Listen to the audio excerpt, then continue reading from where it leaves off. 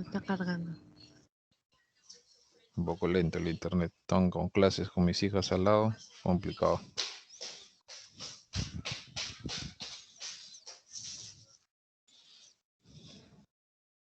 ¿Se ve o no se ve? Bueno, yo aún lo veo pequeño. Todavía no se ha...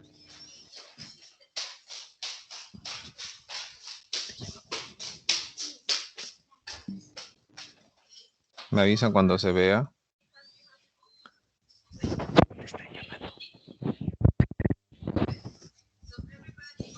Ya. Ok, listo. Vamos a empezar. No la ven completa, ¿no? No, doctor. Ujú. Ya, bien, vamos a empezar. Cuando yo lo pongo completa, si están viendo mi pantalla, ¿no? Yo pongo completo acá, yo lo veo completo, pero ustedes no, ¿no es cierto?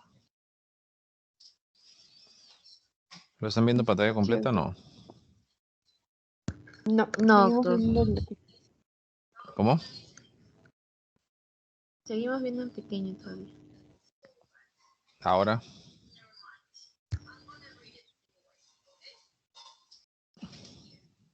¿Cómo lo ven ahora?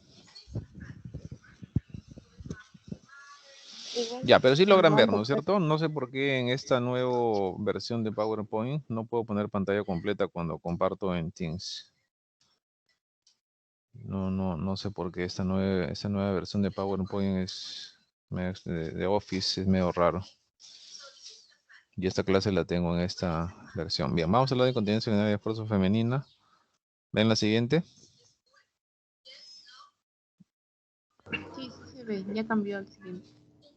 Perfecto, entonces vamos a hablar de definición, prevalencia, la teoría integral de la continencia, los factores de riesgo. Vamos a hablar también de la anamnesis, examen físico, imágenes, examen físico, exámenes auxiliares y la cirugía. ¿Qué cosa es la incontinencia urinaria de esfuerzo? La incontinencia de esfuerzo se define como toda pérdida involuntaria de orina al esfuerzo, obviamente, que se demuestra en forma objetiva y que constituye un problema social higiénico para la paciente. Esto lo da la Sociedad Internacional de Continencia. ¿Okay? La prevalencia media, alrededor de 20 a 30% en forma general, pero crece con la edad. A más edad, más incontinencia. Hasta un 40% en mujeres de mediana edad y hasta un 50% en personas de edad avanzada. Vale decir, mujeres mayores de 60 años, la mitad tienen algún tipo de incontinencia. Hay que hablar sobre la teoría integral de la continencia. Esta teoría fue ideada por dos ginecólogos, uno australiano y otro alemán, Petros y Gunstein. Lo que dicen ellos es, consideran básicamente que la incontinencia, el esfuerzo, la urgencia y las alteraciones de la micción se presentan por alteraciones sucedidas en los elementos del soporte de la uretra, es decir, en los ligamentos y en los músculos del piso pélvico. Es decir, esta teoría es básicamente una teoría anatómica. Acá no hay gradiente de presiones, como nos decían antes, y acá no hay ángulos. A mí me enseñaron que la incontinencia y la fuerza se producía porque el cuello de la vejiga perdía su ángulo. Todo eso fue cambiado y revolucionado por la teoría integral de la continencia que se publicó en el año 1997.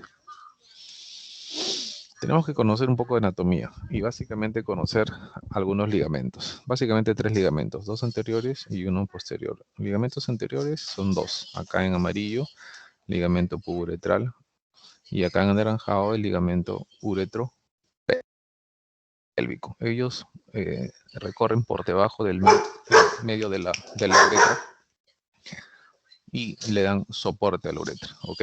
Y atrás los ligamentos útero-sacros. Cierra la cortina, por favor. Bien, entonces, este otro gráfico nos da un ejemplo de cómo es la vagina en base a un dibujo. Okay. La vagina es suspendida desde arriba como si fuera un puente a través de los ligamentos encima y de los músculos abajo. Es decir, los ligamentos le dan el sostén superior y los músculos del piso pélvico le dan el soporte. En este otro gráfico inferior lo que van a ver ustedes es la importancia del cuello del útero. Ven acá el cervix, ¿logran ver mi cursor? ¿Sí? Sí, se Acá ve en la el, flecha. perfecto, acá en el cervix es la zona de anclaje de los ligamentos anteriores, ligamentos posteriores y los ligamentos laterales. Es decir, los ligamentos antes mencionados, anteriores, posteriores y el ligamento cardinal, que es el ligamento lateral. Además de eso, las fascias, tanto la fascia vesicovaginal como la fascia rectovaginal, también se anclan en el cuello del útero. Es por eso que este cuello del útero también se lo conoce como el anillo pericervical, porque es la zona de confluencia de ligamentos y de aponeurosis. Entonces, el principal elemento de sostén de todos los músculos y órganos del piso pélvico es el cuello del útero, el cervix, el anillo pericervical. ¿Cuáles son los factores de riesgo para incontinencia de fuerza? Son varios. Uno, la edad. Como ya vimos, a más edad, más incontinencia. El número de embarazos y el número de partos vaginales también son factores de riesgo y son factores de riesgo significativos, es decir, son importantes. En el embarazo, como ustedes saben, se produce una hiperdistensión y una laxitud de todos los músculos del piso pélvico, inclusive de las articulaciones sacroiliacas. ¿Para qué? Obviamente la naturaleza sabe muy bien que este paciente va a dar a luz y todo esto se relaja, produciéndose la hiperdistensión de estas estructuras anatómicas. Bien, entonces, factores de riesgo. El parto vaginal es considerado un trauma pélvico. Es un factor de riesgo también importante, significativo, porque el parto vaginal, ustedes saben que la vagina es un órgano virtual que se hace real cuando hay un contenido dentro de. Entonces, cuando sale, pasa la cabeza del bebé, del feto, se produce una hiperdistensión muy excesiva, lo cual se produce inclusive rupturas de fibras musculares y fibras colágenas. Es por eso que el parto vaginal se considera en uroginecología como un trauma pélvico. La menopausia y la esterectomía no parecen ser factores de riesgo, están en estudio. La esterectomía, a nuestro parecer, sí es un factor de riesgo. La diabetes es un factor de riesgo importante en muchos estudios. La sustitución de los estrógenos y el índice de masa corporal son factores de riesgo modificables importantes. Anamnesis. La anamnesis, ¿cómo se hace la anamnesis de la incontinencia de esfuerzo? Básicamente se pregunta por las características de la pérdida de orina, si es de esfuerzo o si es de urgencia, la duración, la frecuencia, la intensidad de la pérdida, si hay o no nicturia, más de una micción en la noche o en la madrugada, o si hay pérdida de orina durante el acto sexual. También hay que preguntar, hay que averiguar si es menopáusica o no, si es operada previa, si afecta o no la calidad de vida. Si hay otros síntomas urinarios, como por ejemplo sangrado en la orina, infección recurrente, y todo eso debe ser complementado con la queja principal del paciente, de la paciente. Examen físico. El principal es el examen ginecológico. Definitivamente que hablar de la pared vaginal, si hay vaginitis o no, y sobre todo si hay prolapsos, ¿no? Prolapso anterior, medio o posterior. Pero en el examen físico lo más importante que tenemos es la prueba de esfuerzo. ¿Cómo hacemos el test de esfuerzo o la prueba de esfuerzo?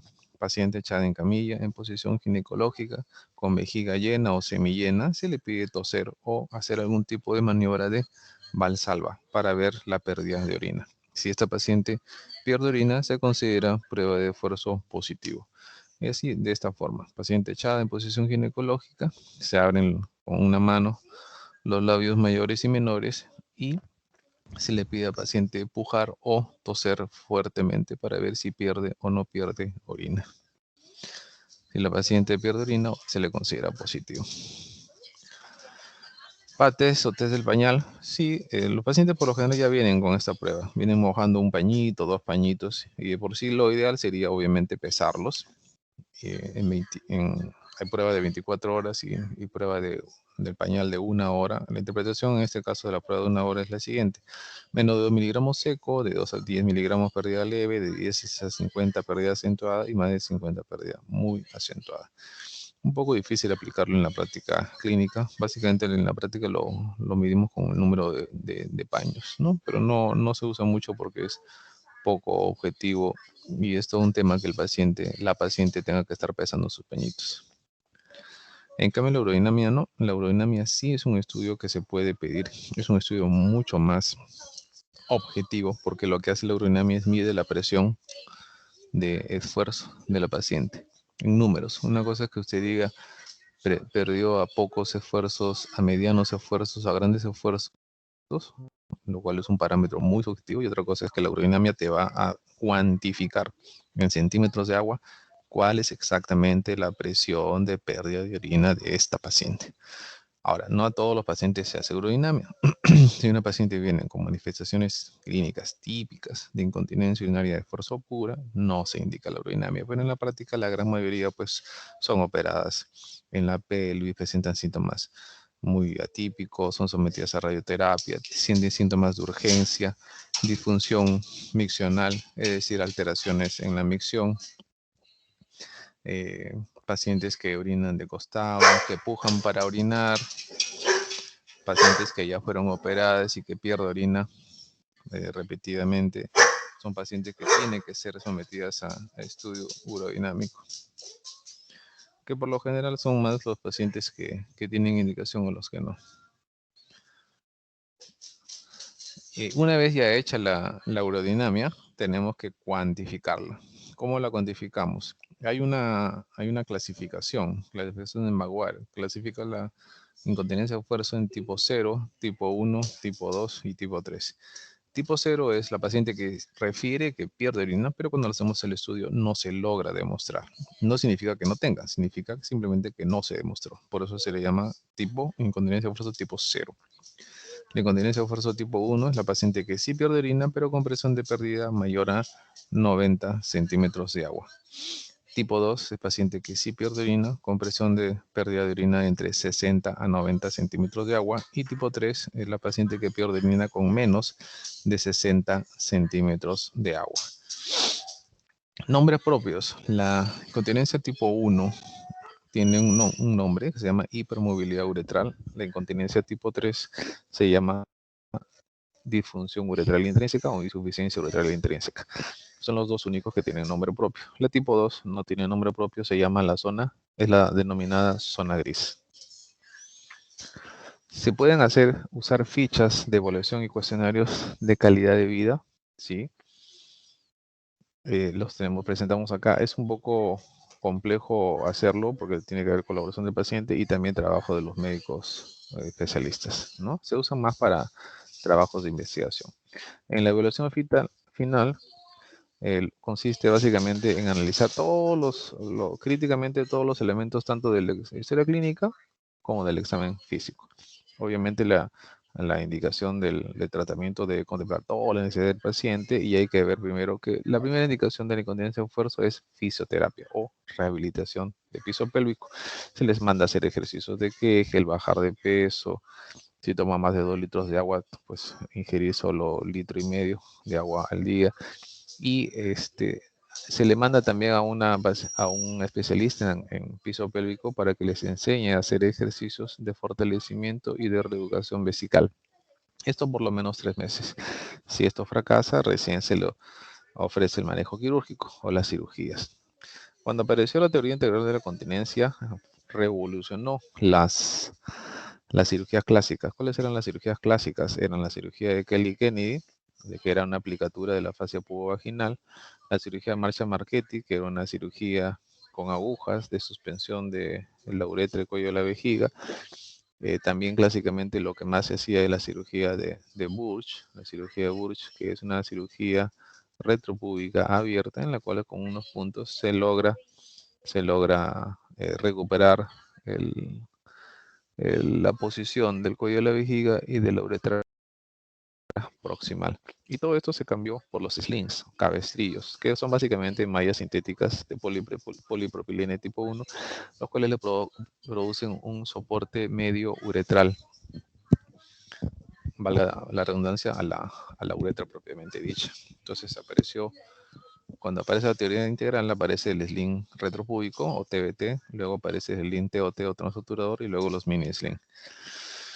El TBT o retropúbico lo que hace es reemplaza los ligamentos puburetrales que trabajan en el eje vertical. Si ustedes ven acá ligamento puboretral, ven de pubis uretra, suspende, le da un soporte a la uretra media en el eje vertical de arriba a abajo. En cambio, el TOT reemplaza al ligamento uretropélvico. El ligamento uretropélvico trabaja en el eje horizontal. Entonces hay que recordar, el TBT reemplaza al retropúbico y el TOT en el eje horizontal. ¿Cómo se hace la cirugía de TBT? La cirugía de TBT lo que hace básicamente es reemplazar el puboretral y empieza con una cirugía vaginal por tercio medio uretral, pero por vía vaginal. Se hace una incisión por vía vaginal de esta forma, a 2 centímetros debajo del meato de la uretra, se diseca hacia arriba en ambas direcciones, derecha e izquierda, y luego se pasa una aguja por vía retropúbica. Sale la aguja por la incisión que hemos hecho en vía vaginal y luego se enhebra la malla para arriba, tanto a la izquierda como a la derecha, y se pone una pinza entre la uretra y la malla, justamente para darle soporte uretral. Luego se corta la malla y se deja. No se pone en puntos. Se corta la malla simplemente y no se deja puntos porque esta malla lo que es una malla con tensión baja. Años después aparece en el 2001 un urólogo, ginecólogo francés, Emmanuel Delorme, en el cual propone el mismo sling, pero por una diferente vía, por una vía lateral, una vía horizontal, es decir, por el agujero transobturatriz, lo cual marcó la segunda revolución de los slings. ¿Por qué? Porque disminuyó considerablemente las complicaciones intraoperatorias. Las principales complicaciones del sling TBT retropúbico era que se podía perforar la vejiga o el cuello de la vejiga. En cambio, con el sling transobturatriz no había forma de perforar la vejiga ni el cuello de la vejiga. ¿Por qué? Porque se pasaba por el agujero obturatriz. Entonces, el problema era el paquete nervioso. Pero si uno respeta bien la técnica quirúrgica, pasa muy lejos, pasa a 5 centímetros del paquete nervioso. Así que no había ningún problema si es que uno respetaba la técnica quirúrgica. Entonces, en vez de pasar por acá arriba, pasamos por un costado. Igual, de la misma forma, se hace una incisión vaginal por debajo del tercio medio de la uretra y se diseca ya no hacia arriba, sino hacia los costados. Se pasa la aguja, se enhebra la malla y finalmente se pone una pinza o una tijera entre la malla y la uretra, simplemente para no tener no producir un ajuste excesivo y no producir retención urinaria. La tercera generación eran los mini slings o las mini mallas. Es decir, en vez de hacer con una malla de 4 o 3 centímetros, muy pequeña, y en ambos extremos tienen unos sistemas de anclaje, que son como unas espinas de pescado. La cirugía es 10 minutos, o sea, sí, igual, se empieza exactamente igual, una incisión por vía vaginal,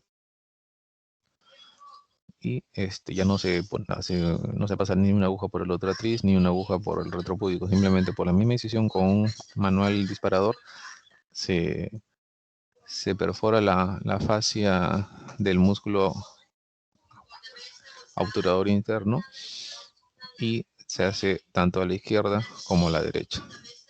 Es decir, por una sola incisión se pone una malla pequeña que le da soporte o sostén a la uretra media.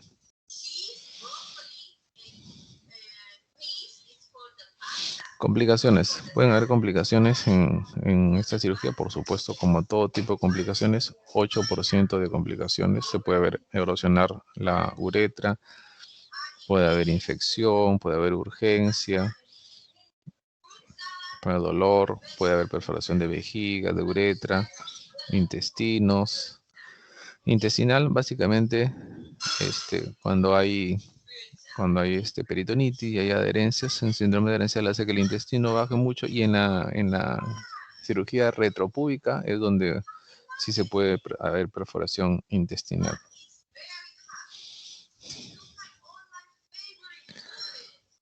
¿Cuál es el seguimiento? ¿Cuál es la tasa de éxito?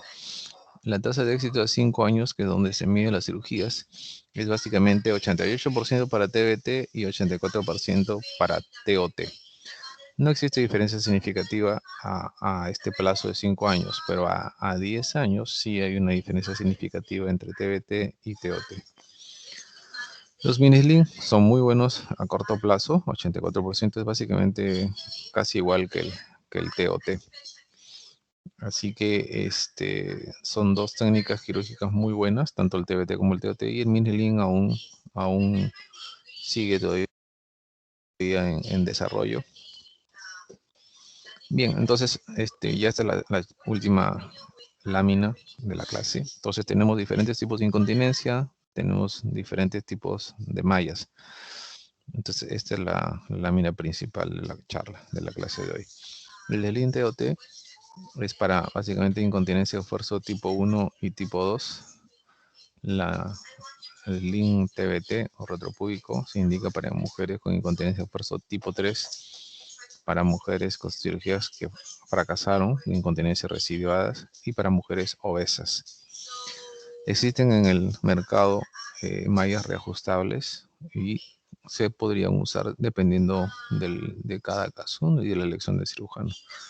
Y las mini mallas o mini slings se pueden poner para pacientes con incontinencia tipo 1 y tipo 2. Básicamente la misma indicación que el TOT, el mini sling. Muy bien, chicos. ¿Alguna pregunta?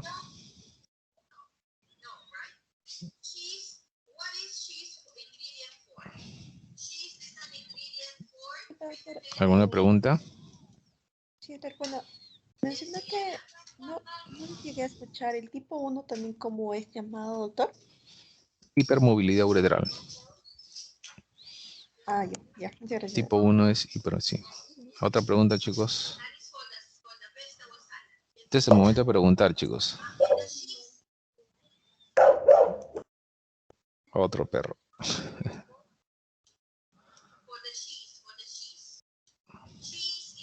Otra pregunta. ¿Se acuerdan cómo se llama la tipo 3?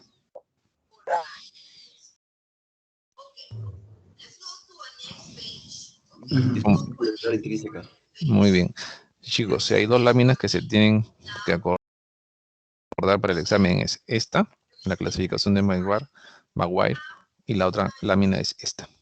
Con estas dos láminas memorizadas, ya tienen la clase asegurada y el examen también. ¿Ya? Estas dos láminas lo son todo. Disculpe, doctor, ahí Doctor, dijo que con respecto al tratamiento de los ejercicios de Kegel, dijo, o sea, en todo tipo de incontinencia se manda primero Kegel y luego recién va a cirugía, o directamente ya va a cirugía en algunos casos. Sí, muy buena pregunta. La recomendación es, aún tu paciente tenga indicación de cirugía, lo ideal es que vaya primero a rehabilitación de piso pélvico. ¿Por qué? Porque ya se han hecho estudios de pacientes que han ido de frente a cirugía y pacientes que han hecho rehabilitación de piso pélvico más cirugía, y sí hay mucha más mejoría en los pacientes que recibieron rehabilitación de piso pélvico. Por eso que lo ideal es mandarlos a todos a rehabilitación de piso pélvico. No solo Kegel. Kegel es uno de los 8 tipos de rehabilitación de piso pélvico. Había una doctora que quería hablar. sí, doctor, no sé si lo escuché bien. Los slings están indicados en los 3 tipos de incontinencia de esfuerzo. Sí, claro, por supuesto. Por eso que esta última lámina lo resume todo. El TOT para incontinencia tipo 1 y 2 y el TBT para incontinencia tipo 3 para pacientes que volvieron a perder orina a pesar de ser operadas y para pacientes obesas.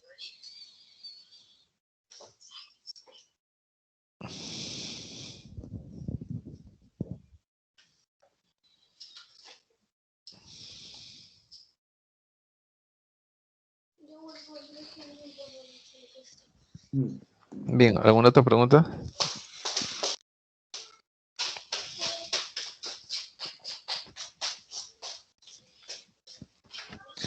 Bien, entonces vamos a hablar ahora de infección urinaria.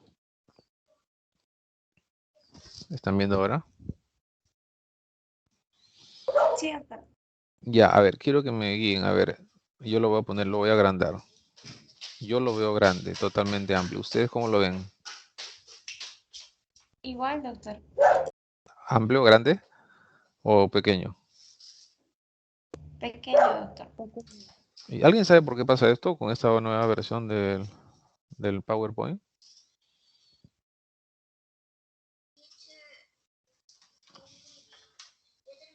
No, creo que no. Ya, porque con la anterior versión no me pasaba eso. Yo la verdad no sé por qué, en qué momento se actualizó esto y me está pasando ahora repetidamente. Bien, vamos a hablar del índice de la clase de infección urinaria. Empecemos con definición. Bueno, es un término muy amplio, ¿no? Considera, pues, la colonización de bacterias desde la uretra hasta el riñón. Y hay diferentes tipos de definiciones, ¿no es cierto? De cistitis, prostatitis, pilonefritis, y es un problema súper común, bastante frecuente. Si hay algo que uno tiene que dominar como médico es infección urinaria. Epidemiología, todo esto, la incidencia cambia mucho de acuerdo a la edad. En menores de 1 año es más prevalente en hombres que en mujeres por el virus y por las malformaciones congénitas, pero ya cuando uno va avanzando en edad de unos 5 años, ya mujeres lideran la incidencia, básicamente por las anomalías genitourinarias anatómicas. Entre los 6 y 15 años, las anomalías funcionales prevalecen también más en la mujer, y ya en la juventud y el adulto joven, 16 a 35 años, también las mujeres predominan en la incidencia, ¿no? Por razones sexuales, por los usos de diafragmas, etc.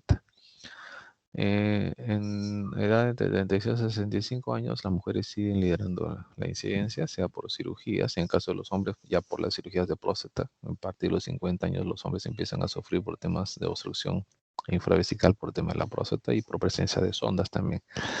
Y en los adultos mayores, obviamente, ya la prevalencia sigue en las mujeres más alto, pero ya el hombre casi volándola. Y aquí, pues, los problemas comunes son incontinencia urinaria, presencia de catéteres y obstrucciones de próstata.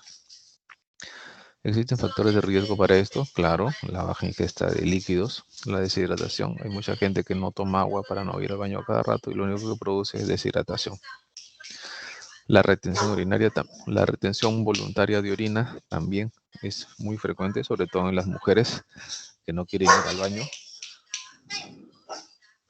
Y la higiene inadecuada también, ¿no? de las personas producen esta infección urinaria. La ropa interior inadecuada, la ropa sintética, pacientes con descensos vaginales y pacientes que no logran orinar después de tener relaciones. Es muy importante miccionar después de tener relaciones sexuales para barrer con toda la flora bacteriana que ha sido intercambiada con su pareja. La colocación de catéteres también, la colocación de sondas son un foco infeccioso para infección urinaria, y las pacientes con defensas bajas. Pacientes con defensas bajas obviamente son susceptibles de este tipo de infecciones muy frecuentes. ¿Cuál es la patogenia? La patogenia, por lo general, la colonización es por vía retrógrada, es decir, de abajo arriba, de afuera adentro. Es decir, vía ascendente. Es de lejos la mucho más frecuente, tanto para hombres como para mujeres. También una vía de infección hematógena, linfatógena y una infección directa de bacterias de órganos adyacentes, tanto en las mujeres como en los hombres, ¿no? Pero básicamente la más frecuente es la vía ascendente. ¿Cuál es la causa? Pues acá diferenciamos las infecciones urinarias en comunitarias o extrahospitalarias de las intrahospitalarias, ¿no? O nosocomiales. La comunitaria, que es la más frecuente, como ustedes saben, es la Escherichia coli, de lejos es la más frecuente, 80-85% de frecuencia, seguido por Proteus, Klebsiella y Pseudomonas, ¿no es cierto? En cambio, en las nosocomiales, la Escherichia coli ya baja al 50% y sube más los gram positivos. Dentro de los gram negativos, Proteus, Klebsiella, Pseudomonas, Enterobacter, Serratia. Y los gram positivos suben aproximadamente hasta el 25%. Entre ellos, Streptococcus y Staphylococcus. También, obviamente, pueden haber infecciones por cándida, ¿no? Los diabéticos, Staphylococcus, que van por vía hematógena, el Staphylococcus aprofíticos, ¿no? En mujeres jóvenes. Los niños suelen ser colonizados por Klebsiella. Y así sucesivamente, cada grupo de riesgo tiene una bacteria frecuente que es colonizada. ¿Cómo dividimos la infección urinaria? Pues la infección urinaria se coloniza en ITU alta y en ITU baja. La ITU baja es básicamente la cistitis, la ITU alta es básicamente la infección del riñón. La ITU baja hay disuria, ¿no? Ardor para orinar, hay polaquiuria, frecuencia urinaria, hay tenesmo, sensación de vaciado incompleto, hay puja para orinar el paciente, y ahí pueden haber orinas turbias o malolientes. En la ITU alta, que es la infección de riñón, acá ya hay signos mucho más sistémicos, básicamente fiebre, escalofríos, dolor lumbar, malestar general, náuseas, vómitos y cefalea. Así que es muy fácil diferenciar una ITU alta y una ITU baja. O sea, es muy fácil diferenciar una pielonefritis, que es una ITU alta, de una cistitis, que es una ITU baja. Clínicamente uno lo debe tener claro desde la consulta o desde el ingreso por emergencia. Pero hay manifestaciones clínicas que varían según la edad. Por ejemplo, en recién nacidos y lactantes puede haber hipo o hipertermia. Puede haber un retardo en el crecimiento.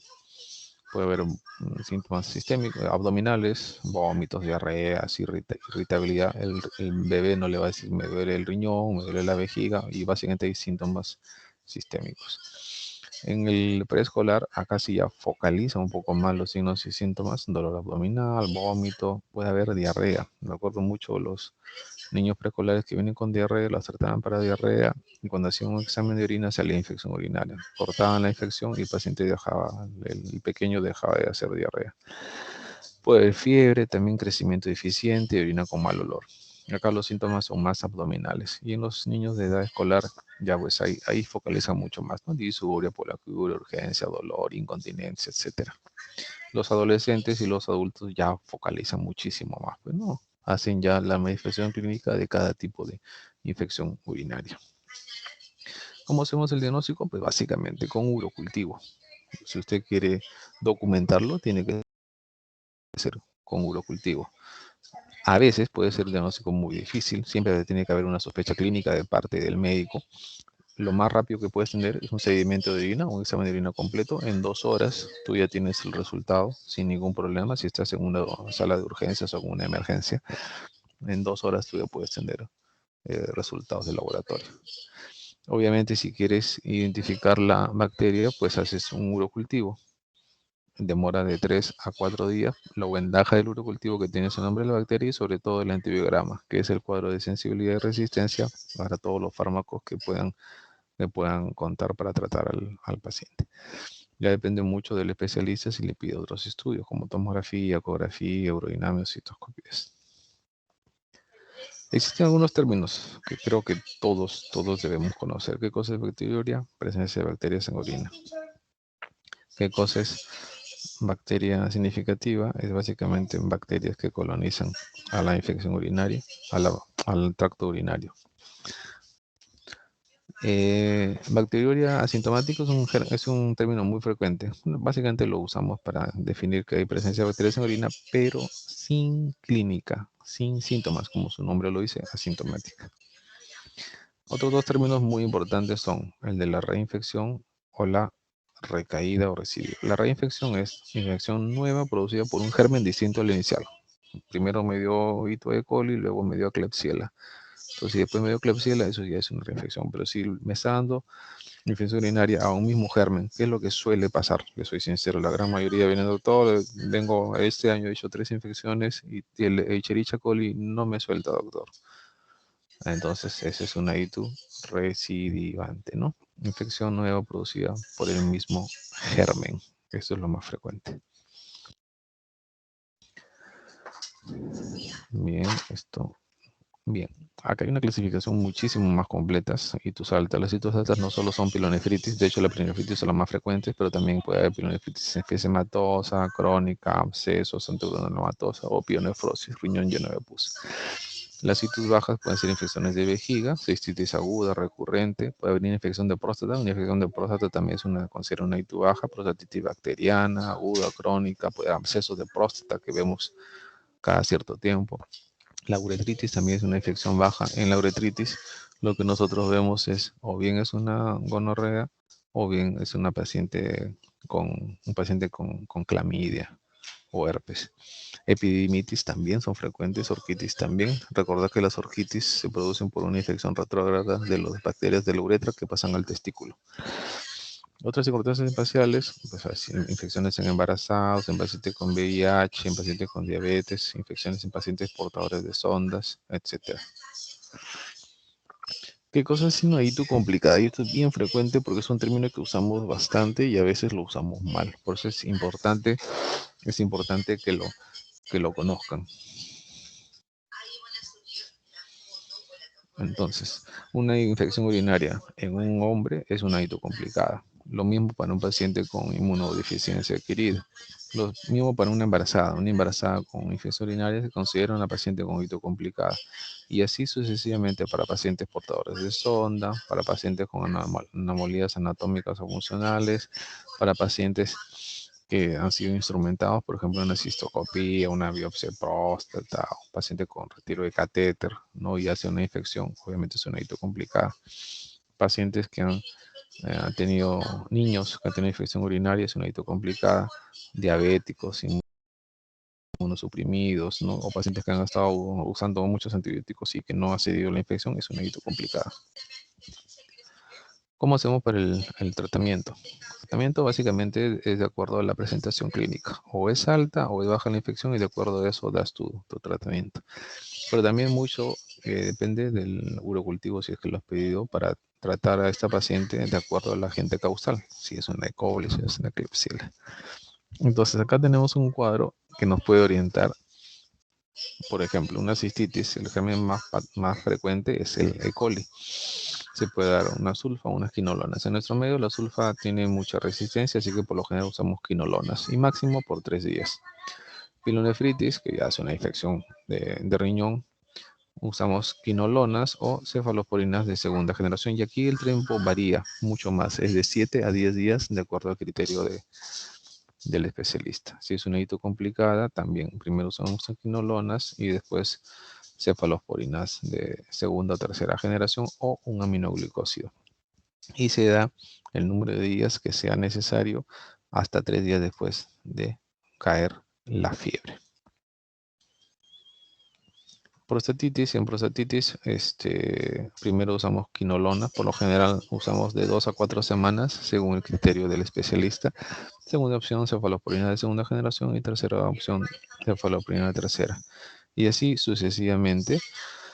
De acuerdo, por ejemplo, esta es otra forma, otro cuadro para ver la sensibilidad y la resistencia. Como ya hemos mencionado, ITU baja 3 días promedio, máximo 5. Y la ITU alta 7 a 10 días, máximo 14 días. Repito, todo esto depende mucho del criterio del especialista. Entonces, este es el cuadro en el cual quiero que hagan énfasis. Hay mucha resistencia a Bactrim, a sulfas. Acá en el Perú, por ejemplo, a ciprofloxacino tenemos hasta un 40% de resistencia. En cambio, la nitrofurantoína sí tiene 80% de sensibilidad y se comprueba acá en el Perú. La amoxicilina sulbactam tiene 60 a 70% de sensibilidad, por eso estamos usando mucho amoxicilina sulbactam. La gente de la mica 80-90% de sensibilidad. Y así sucesivamente estos fármacos, como por ejemplo ertapenem, los carbapenem, de sensibilidad para estas infecciones urinarias. Y algo que no está acá es la fosfomicina. La fosfomicina es un fármaco nuevo que llegó hace 5 años al Perú y que tiene una alta sensibilidad para cistitis. Bien, existen diferentes algoritmos o esquemas diagnósticos para evaluar bien a una paciente con infección urinaria. Inicialmente, como ustedes saben, todo depende mucho del cuadro clínico inicial. Identificar si una paciente tiene una ITU alta o una ITU baja. Luego hay que ver las características de cada paciente, si es un hombre, si es una mujer, si los síntomas vuelven a ser altos o bajos, si tiene alguna comorbilidad, si alguna tiene una deficiencia. Hay que dar nuestro diagnóstico presuntivo ver si valorar si necesita o no un urocultivo, si necesita o no un examen rápido de orina, que puede ser un seguimiento de orina de 2 horas.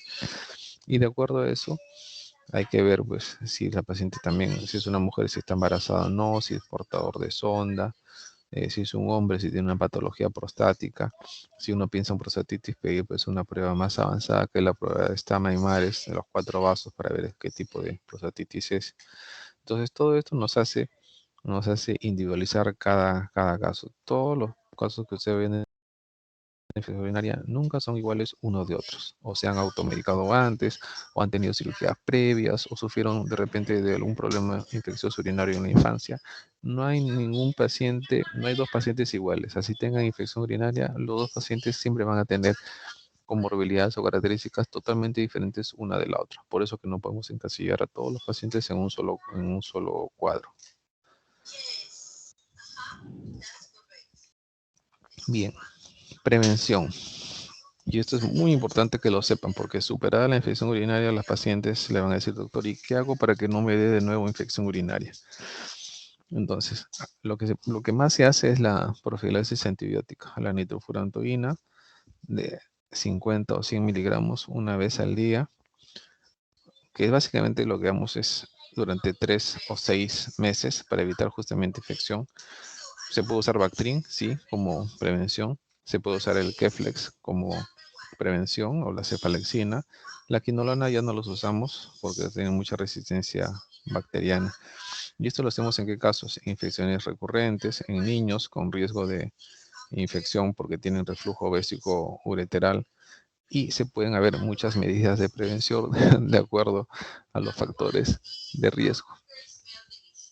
Entonces, este es un tema muy amplio porque no solo se usa un profilaxis antibiótica para infección urinaria, sino también se puede usar pues inmunoprofilaxis, se puede usar medicina natural, se puede usar lactobacilo, se puede usar probióticos y es por eso que en la próxima clase, que es el próximo martes en el seminario que vamos a tener, el tema va a ser prevención de ITU recurrente. Y si son 10 alumnos, 5 alumnos van a preparar el seminario de este tema.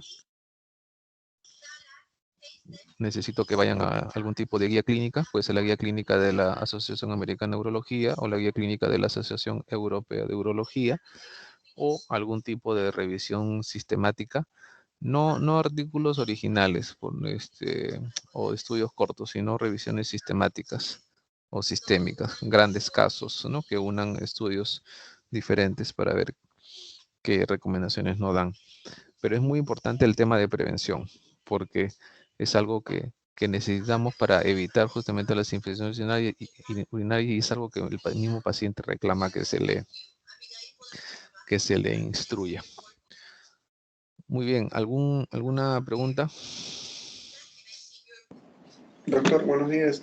Doctor, Hola. quería preguntarle, Sí. doctor, en una mujer embarazada que desarrolla ITUS, ¿hay algún antibiótico recomendado según el trimestre de gestación? ¿Y algún otro antibiótico contraindicado por su misma condición de embarazo? Sí, claro, por supuesto. Y justamente te estás adelantando, ese es el tema del seminario. Espérate, ¿dónde estamos? ¿Dónde está? ¿Dónde está? ¿Dónde está? Acá está. Por ejemplo, según en general, a ver, nitrofurantoína sí se puede dar, pero no en el primer trimestre. ¿Qué es lo que más recomendamos nosotros? Por ejemplo, sabiendo ya la resistencia y sensibilidad, por ejemplo, usamos mucho amoxicilina clavulánico, usamos mucho fosfomicina. Fosfomicina, la gran ventaja es un antibiótico de una sola dosis, son 3 gramos en un sobre, se le da en ayunas o con estómago vacío y 3 días cubre contra las infecciones. Entonces, este también podría ser un buen tema para una futura revisión, pero por lo general no usamos aminoglucósidos porque son muy tóxicos para los niños. Quinolonas tampoco no usamos, pero sí es muy importante hacer la revisión del tema. Normalmente, les soy sincero, tenemos dos tenemos 2 temas para la próxima semana. A ver, les explico. El seminario normalmente lo hacen ustedes, lo preparan ustedes y por lo general el tema es prevención de hito recurrente y el otro es prevención de infecciones urinarias recurrentes y el otro es el algoritmo, la guía clínica de diagnóstico y tratamiento de ITU recurrente. Ahora, si ustedes están interesados, podemos hacer el seminario de ITU y embarazo y podemos revisar más a fondo ese tema. ¿Qué les parece?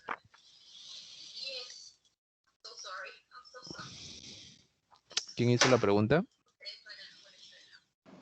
Yo, doctor Felipe González. Doctor, tenía otra pregunta, por favor. Sí. La hematuria de un paciente que está haciendo ITU, ¿dónde sería clasificada? ¿En una ITU alta o una complicación de ITU?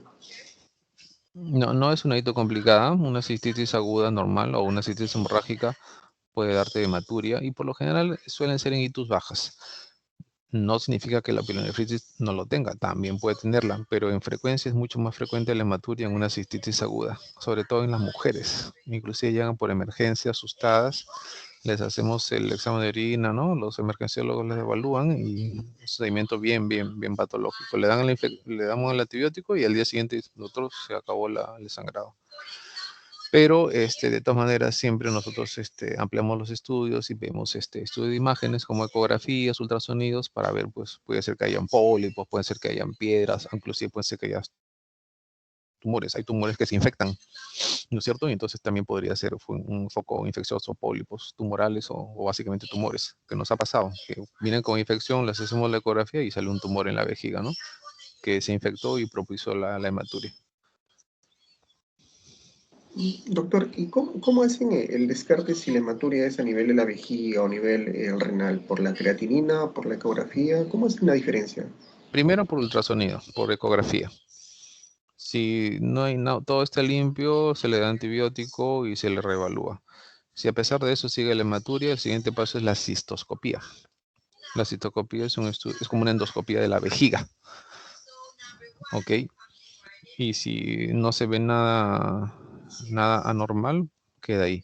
Si el paciente sigue haciendo hematuria, entonces ahí sí se pide un estudio de tomografía. Uroten sin contraste y uroten con contraste, ¿no? Tratando de buscar algún tipo de tumor de urotelio superior. Es todo un algoritmo. O sea, se aplica ahí el algoritmo de hematuria macroscópica o se aplica el algoritmo de hematuria microscópica.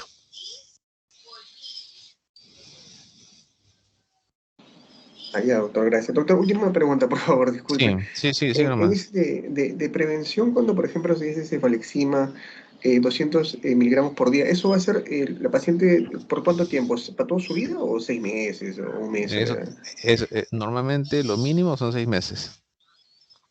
Y cefalexina usamos siempre, cualquier profilaxis antibiótica se usa la mitad de la dosis estándar. Es decir, si usamos 500, la dosis de 500 estándar, nosotros usamos 250. En nitro, si la dosis estándar es 100, usamos solo 50 al día. Y así sucesivamente. Y por eso que justamente el seminario de la próxima semana uno es prevención, o sea, prevención de infecciones urinarias. Y el otro grupo lo que va a hacer es guía clínica de ITU recurrente, que prefiero que la hagan de la Asociación Americana de Urología, AUA. Son los 2 temas que siempre tenemos que revisar. Así que se van a dividir en 2 grupos. 5 van a hacer la revisión de ITU manejo de ITU recurrente de la AUA. Y el otro grupo de 5 va a ser ya más minucioso, más desmenuzado y mucho más amplio, prevención de infecciones urinarias. Y ahí vamos a hablar de profilaxis, tiempo de profilaxis, sobre todo tipo profilaxis. Normalmente todos hablamos de antibiótico profilaxis, pero pues hay 6 tipos diferentes de profilaxis para infecciones urinarias. Bien, chicos, ¿algún otro tipo de pregunta? Sí, doctor. Bueno, Sí, disculpe por el dime. ruido que está fuera de mi casa, Pero quería saber, doctor, ¿cómo podemos saber si esa muestra está contaminada o no está contaminada? Porque a veces digo, no, esta muestra está contaminada, entonces se le manda a hacer otro urocultivo. Y eso, Ujú. más o menos, ¿cómo lo podríamos ver con el análisis? Tú clínicamente a ojo no lo vas a saber. Nosotros nos enteramos cuando el laboratorio nos lo responde. Obviamente, para dar una buena muestra de orina o urocultivo hay que hacer un aseo genital, obviamente. Y siempre el primer chorro de orina no debe ir al frasco. El primer chorro de orina va al inodoro y el segundo chorro o chorro medio es el que va al frasco. Y obviamente pues con la mano limpia, hay que apuntar bien pues dentro del frasco y el frasco obviamente tiene que estar estéril.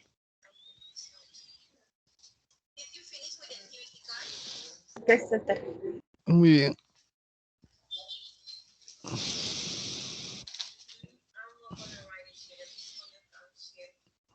Listo, chicos. Vamos a hacer un break de 15 minutos a tomar un vaso con agua y nos vemos en 15 minutos para ver hacer la clase de cistitis intersticial. ¿Listo?